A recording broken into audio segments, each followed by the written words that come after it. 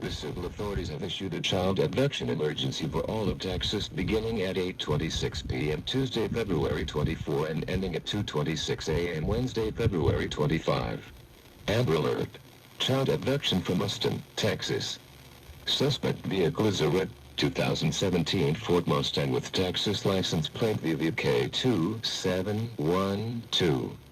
Missing child is Jaslyn Amzora, 12-year-old white female last seen wearing a red sweater, white long-sleeve shirt, Christmas-themed pants, and a Nike backpack. Suspect is Henry Mayer, 18-year-old white male. Call Travis County Sheriff's Office with information. If seen, call 911. Amber Alert. Child abduction from Austin, Texas. Suspect vehicle is a red 2017 Ford Mustang with Texas license plate VVK2712. Missing child is Jaslyn Amzora, 12-year-old white female last seen wearing a red sweater, white long-sleeve shirt, Christmas-themed pants, and a Nike backpack.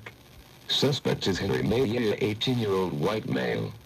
Call Travis County Sheriff's Office with information.